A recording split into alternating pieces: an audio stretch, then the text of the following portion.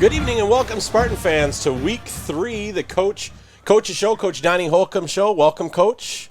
We are back in the press box here for another week. It went so well last week, we thought, what the heck. Big reason is we got our JV squad out here getting ready to play the Byron Bears at a 6 o'clock kickoff, so we decided to come and record the show back out here again. In the press box, once again, one of your favorite places. Beautiful spot, beautiful night. We got football out the window. Who could ask for anything more? Sweet. Toyota. So, hey, want to talk a little bit about the show. So if you want to, go and please subscribe to the YouTube channel, which is at Mayo Spartan Warriors on YouTube. Please subscribe, like, all those kinds of things that you do with all those great social media outlets. We definitely appreciate it. As far as continuing doing what we're doing. If you want to help support the Spartans, we would greatly take that support as well. You're going to see the link to our For Giving site on the show here. Please go to that For Giving site and donate to the Spartans to help us continue to provide the players with the resources that they need, as well as if you would like to help us out as far as being a sponsor on the Coach's Show here, please go ahead and just email us at Spartan with an S, SpartansTDClub@gmail.com, and let us know that you'd like to help sponsor the show and help continue doing what we're doing, and we'll definitely reach out to you. This week's sponsor, another great loyal friend of mine and a great sponsor here of anything Mayo, but Mayo football, but just loves Mayo in general. It's Brandon Henderson with Brandon Henderson's Construction Plus. I've had the privilege of knowing Brandon for over 15 years now, and the meticulous work that he does. Brandon Henderson's Construction Plus, they do doors, windows, sidings, decks, help remodels. Anything that you're thinking of that you need done around the house, reach out to Brandon. He does an unbelievable job. Great guy. And the one nice thing about Brandon, well, there's a lot of nice things about Brandon, but one of the nice things about him is that he's not a guy that's just going to come, give you a quote, and then take off. He's there. He loves doing the work. He makes sure that all the fine details are taken care of. So we can't thank Brandon enough and his wife, Erin, for their sponsorship here in the Coach's Show. So please reach out to Brandon if you need any of that work done. The website is bhconstructionplus.com. That's bhconstructionplus.com. Rochester Mayo, they put up 59 against Burnsville last week in a 59-22 victory down in Rochester. And they're going to kick off with Ethan Post, Brooklyn Evans, number 11, Garrett Koken, number 9, back deep for the home team. And we are underway from Wildcat Country, and it will be 1st and 10. So we're going to jump into a little recap of Week 2. Nobody enjoys talking, about losses, but, there's things that we can talk about. There's things that we can bring from that. But one of the things I wanted to spend a little bit of time is, Coach, tell us how you personally process losses. When you're trying to look at every aspect of the loss from kind of that 30,000-foot view as the head coach, how do you go through and process losses sometimes? That's a good question. I mean, it's not by the scoreboard so much. I mean, when you get down to the do or die situation at the end of the season, that's maybe where you look at whether you're successful if you win the game. But for us, it's where we're getting better every week. And to be honest, watching the game, I felt like obviously we didn't play very well, but we did some nice things. And then watching the film, it's never as good or as bad as you think. And I was disappointed based on our execution and honestly on some effort throughout the game. I just didn't think we played well. I didn't think we played like we prepared for 10 months and we lifted weights and, we have a purpose and a goal that we're out there for, at least not for the amount of time that you need to expect to win a game. And getting down 22-0, I mean, we knew they're going to take time off the clock, and if you don't match scores, you just get further behind, and the time is your worst enemy. But we did do some nice things in the second half. We had a spark where we came out and scored a couple back-to-back possession touchdowns, and we did hold their offense and stop them on a couple series. But it was a little bit too late, and it's a message for the guys to understand that we got to get off to a fast start, and we got to play hard rather than just getting a feel for what the other team's like and then playing catch-up. when you talked a little bit about, last week when we were previewing Eagan, we knew they were going to come out and be physical. We knew that that's what they wanted to establish. They wanted to establish themselves as, as we referred to, kind of a ground and pound running team. And I think you talked about kind of digging yourself a hole, and not that it necessarily happened on the very first series, but that first series kind of did set that tone a little bit, where I think it was a 13, 14 play drive methodically down the field. 7 minutes, I think it took. Yeah, 7.5 or somewhere in that vicinity. So, that can be, taxing on a defense. And at times, on both sides of the ball, but we'll talk a little bit about your defense right now, the defense did a really, really good job of shutting down Eagan. We talked with, we're going to be talking here a little bit with Casey Kramer, one of the defensive linemen, and, there'd be a play where maybe they'd get a yard or we'd get a loss, and it seems like 2 or 3 plays we could stop them, but then Eagan, every drive seemed to have that one play where it was 9 yards or 14 yards or 15 yards. So talk a little bit about how that just kind of wears on a defense. Well, it's the word discipline, and we talked about that leading into the game too, that one play that you break your responsibility and don't have discipline, that's what you're saying. There comes the 8-yard gain, the 12-yard gain. So you stop them for 3 yards, which is a win against that type of an offense. You stop them for a yard gain, and then all of a sudden 3rd down, you think you got a chance to hold them, and boom, somebody doesn't do their responsibility, and either the quarterback is open for a run or the pitch man or the dive back doesn't get tackled. So with those successes, how do you take those successes and build off of them this week to start stringing more of those together? The first thing I do is I watch the film and I evaluate it from a spectator, and I ask myself, do we have the potential to become a really good team, or do we just not have the guys to do it? And I look at it and I say, we have a very nice team that is far away from its potential, but if we can all focus in on the mistakes we've made and want to make the corrections, the sky's the limit. But we can't do that, especially in a game against that type of an offense. If we go 3 and out and we don't correct the mistake for that next series, and all of a sudden we've wasted 2 series, it's really hard to play catch up. Yeah, and I think one of the things, whether it was injury related or just out of necessity, last week we talked about how it's nice to have a fresh Isaiah coming in, but I do believe you had more guys this week going both ways. So I think as the game started to wear on, you did start to see that a little bit more tired, a little bit, those kinds of things. So once again, we've talked about, that trying to platoon mentality, having to do that. Just again, briefly tell us how important that is, especially when you're playing at this 6A level. Well, it is the physical part. The kids get wore down, but then the physicality affects the mentality, so they can't even execute or at times do things right because they're wore down, or maybe they're thinking about the play before. And with that kind of an offense, you just got to be ready to grind and go back to work, play after play, and just hang in there.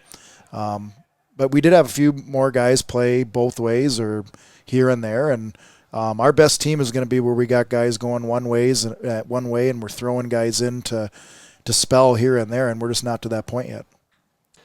After any loss, all coaches will talk about how they want to, like you said, watch the film and look at areas that teams can improve or grow upon. So when you watched the film, what was something you saw from, the Eagan game that really caught your eye and said, this is where I can see some growth for the Spartans? Yeah, I mean, the number one thing you look at as a coach is the quit. And our guys didn't quit. They play hard to the end. I mean, they're regardless of the score, so I like that. I was disappointed in myself as a coach for not being prepared the way that we should have been offensively and having option B and C to go to. And so I take a lot of that on myself. But I just look at preparing for an opponent, here on out, what can we do to put the kids in a good position and making sure that we're seeing the look that we want to get before we run the play. Well, like we've talked about before, it's not easy talking about losses, but I appreciate you sitting down and kind of recapping a little bit after that loss. And now we get to, when we come back, we're going to be joined by defensive lineman, offensive lineman, Casey Kramer, as well as defensive line coach Monty Preby. We'll be right back. So first play of the home season. Straight ahead, Gage. Maybe got a yard, and I mean maybe. Wrapped up in there by big number 58 for Rochester Mayo. That's Casey Kramer. They list him at 215, boy. He looks bigger than that, though. All right, welcome back, Spartan fans. We have the player spotlight, and we're joined by Casey Kramer. Coach, why didn't you introduce who we have here?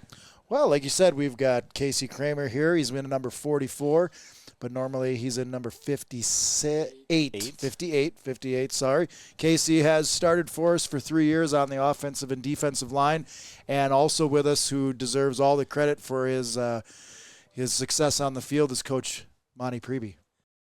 Guys, thanks for joining us. Casey, we're going to start with you. So what we try to do is after every game, no matter win or loss, we try to nominate a player of the game. And after the Eagan game, you were recognized as the Mayo Touchdown Club Player of the Game. So congratulations. It comes with a very cool certificate. So I'm sure that will be framed and at your senior graduation party, I'm sure. Let's talk a little bit about the game. I know it's not easy to talk, about a loss, or nobody enjoys losing.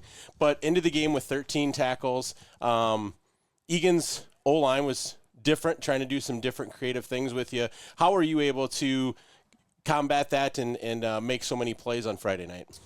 Well, during practice this week, we talked a lot about how players were going to have to play their jobs. And my job against Eagan was I had to focus more on the dive back, while our DNs focused more on the quarterback. So really, I just keyed in on that dive back and got through. And anytime he was there, I'd get my hands on him, ball or not, and if he had the ball, he went down. Good. Yeah, it's kind of right away at the beginning of the game. I think you made some couple nice tackles on that opening drive and kind of really set the tone. I was watching a little bit back on the Eagan live stream, and I know the guys who were calling the game for them were really, really impressed with how you were playing and stuff like that. Were they trying any double teams, or what were they trying to do once you kind of set yourself as, hey, I'm going to really, slow these plays down? Were they trying to then do anything to you to stop that? I'm not too sure if I got double teamed too many times, but I got cracked a few times, have to be honest. And I don't know. I didn't see too many double teams, though, but, certainly. I think once we got more to the third quarter, I ended up just seeing the ball a lot less. I think the quarterback ended up just keeping that ball a lot more and just scrambling to the outside, running it outside. But, yeah, I kind of just stopped seeing the ball after quite a while. Okay. Yeah, I think once, like you said, I think their quarterback ended up being their leading rusher of the game. And I believe, once again, coming into Farmington, we're going to have another, he's their team's leading rusher as well. So let's talk a little bit before we get to Coach Preby. Let's talk a little bit about Farmington, your game prep going into this week. I know it's not easy, like I said, after a loss, but what is something that you do and, personally to help not only yourself rebound, get over it, and then get ready for coming into Farmington, but how do you then make sure that the team's ready to go? You just got to kind of get on that next play mentality, and I know it's a new week, so it's more of like a new week mentality, and kind of just got to learn from the old stuff and then move on, and just got to keep that focus onto the next team, and got to start the week off strong with some good lifts and good energy and just a lot of focus from everybody to learn that new install. And when we get to those live practices on Tuesday and Wednesday, just got to be focused in, running the right plays, making sure you're taking the right steps and just doing the right thing. So I know you might not have watched a lot of film yet on Farmington, but I'm sure you guys have already kind of started watching some.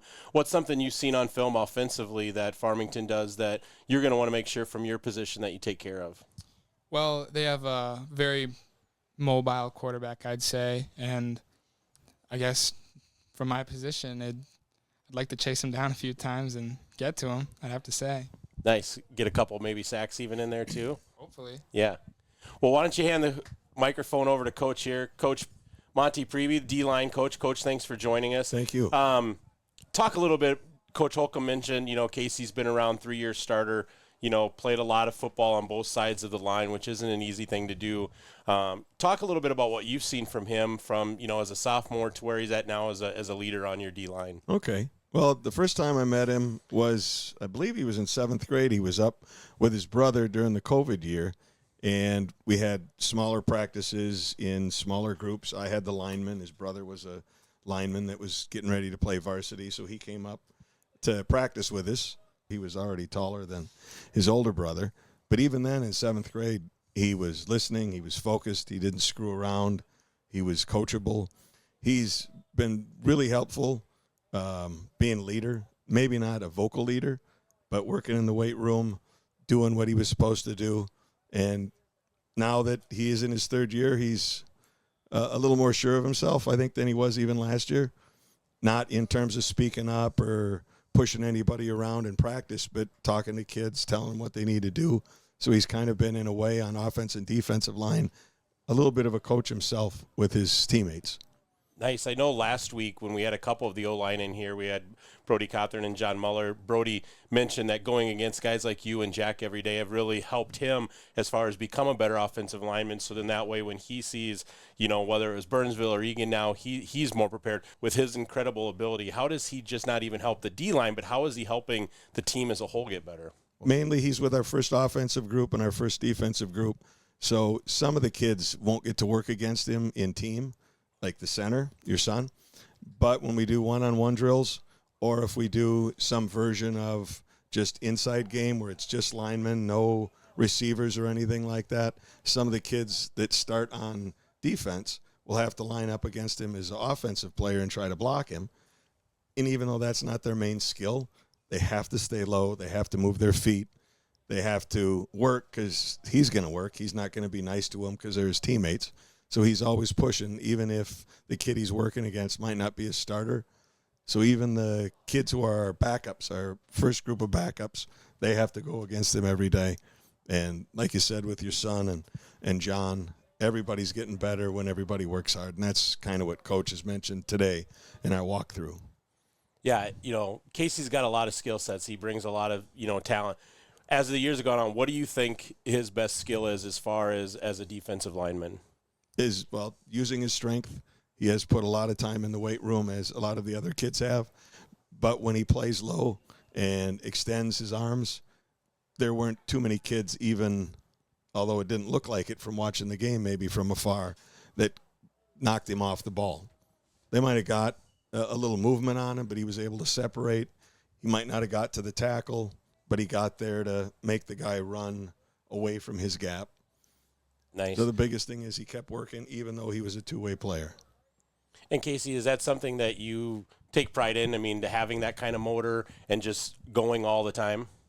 I mean, yeah, it's a big responsibility and it's a lot of work, but I mean, that's the reason why I put in the work, is so I can get that time out of it and get that extra playing time and have the chance to go both ways. Nice.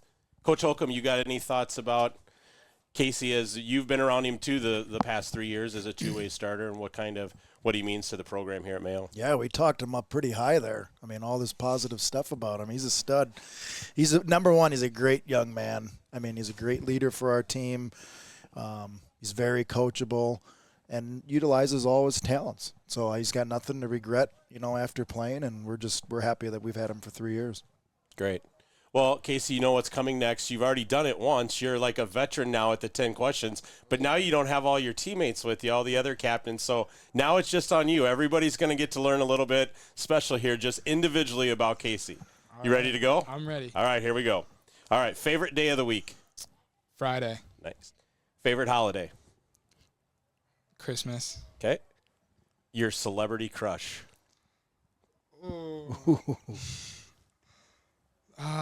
Sydney Sweeney. Okay. Do you snore? I don't think so. Okay. Jimmy John's or Chipotle? Chipotle. Dogs or cats? Dogs. Would you rather climb a mountain or jump from a plane? Climb a mountain. Okay. Out of your friends, who posts the most on social media? I'll say Justin Matei. If you could travel back in time, where would you go? I'd go meet some cavemen and some dinosaurs. Now, you got to be really careful on this one because you got a whole variety of people here. At what age do you classify somebody as old? We'll say 65. Okay. Solid answer. Solid answer. Well, Casey, thanks for coming in. Really appreciate it. Congratulations on a great game. Stay healthy this year. Going to need you. Good luck in Farmington. Coach, thanks for your time as well. Appreciate it. That's a defensive star, an offensive star, Casey Kramer, defensive line coach Monty Preby. We'll be right back on the Coach Donny Holcomb Show. 2nd and 5, Rochester Mayo. Here with 3:45 to go, third quarter. Again, Mayo just scored a few minutes ago. Got an onside kick. Here's Peterson. Got a man deep. Touchdown Mayo. Sheehan. He's in from the 26-yard line. Hit the ground. We've got ourselves a football game. Welcome back, Spartan fans, and we really want to thank Casey Kramer and Coach Monty Preby for taking the time to come and talk to us. And like we talked to Casey a little bit about, it's never easy after a loss, but congratulations to him on being the player of the game, 13 tackles, and then also, doing a great job on the offensive side of the ball. So now we're going to jump into week 3. Week 3, we're going to, go to Farmington, the Tigers. The Tigers, and last year that was a homecoming game here for the Spartans. It was a back and forth game, and it was an exciting game. Had a record-setting field goal and kind of everything that came with that game. The Tigers are 1-1 on the year. They had a close win against Mounds View, and then suffered a loss last week against Lakeville South. When you watch the film, it was competitive, first quarter, first half, and then just kind of some mistakes and other things like that, and then Lakeville South just kind of, took over from there. When we look at Farmington, so watching the film, they're definitely not the ground and pound that Eagan was, but just extremely athletic. I mean, just athletes all across the board. And, once again, another mobile quarterback, a lot of quad sets, with a lot of, then motion and those different kinds of things in those formations. And then a lot of RPO in that where the quarterback's going to determine what he's going to do. So last week with Eagan, we said, their leading rusher was their quarterback. Coming into Farmington, again, their leading rusher is their quarterback. What do the Spartans need to do to make sure that, they don't let another quarterback kind of get off on the defense? Well, I mean, it ties into even last week with Eagan. Yes, Eagan, ran the double wing, and there's a lot of discipline involved in that, but it's the same thing, even seeing a spread team or seeing a two-back, three-receiver set. Everything goes through the quarterback. So we've got to be disciplined to stay home at our ends and make sure this is a quarterback that keeps plays alive and will scramble and scramble. We saw that last year.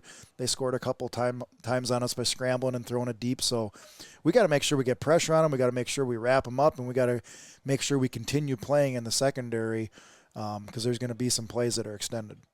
Yeah, running back, from what I could tell on the film, watching a couple different games, seems to have a nice little burst, kind of has a very quick first step, and then, can make guys miss in the secondary. Anybody else on the film, wide receivers, running back, any offensive lineman, anybody kind of jump out to you and your coaching staff on their offensive side of the ball? Yeah, I mean, I told our guys, their O and D line is a different group this year. I know they had 2 or 3 guys that were hurt last year that didn't play in the game.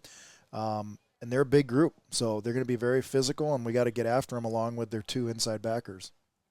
So now defensively, when we look at, the Tigers defensively, once again, seems to be another odd front team. They do like to bring, they'll either bring those 2, it looks like a 3-4 kind of scheme where they'll bring those 2 outside guys up to the line, or they'll bring one of them up. Very rarely is it just the 3 defensive linemen coming. You're either seeing one of those outside backers, both, a combination of an outside-inside guy. So they try to bring a lot of different 4 or 5-man pressures. What is something that, so one of the reasons that they're doing that is to create, hopefully create some negative plays. So how do you make sure that as an offense you guys limit those negative plays? Well, it's pre-snap identification of how they're lined up, where they might be bringing a blitz. But then just like we talked about, discipline. That's the discipline our offense has to have, is to not get confused by any stunts or blitzes. Just do their assignments. Everything that we have can pick up blitz and adjustments like that. So we can't get flustered. We can't let them, get in our mind with showing us different looks, and we just got to run our plays. So when you're looking at it, what are some different ways that you guys know that you have to try to think of if, like you said, plan A might not be working? how's our plan B? How can we maybe get either Isaiah the ball in different ways, or how can we move the ball vertically in our passing game? What are some things that you want, that you kind of see with that with Farmington? Well, I know that this is a nationally pronounced interview, so I don't want to give away the secrets to the other teams. But we do have a couple things that we changed, a little strategy of how we're lining up, some technique look.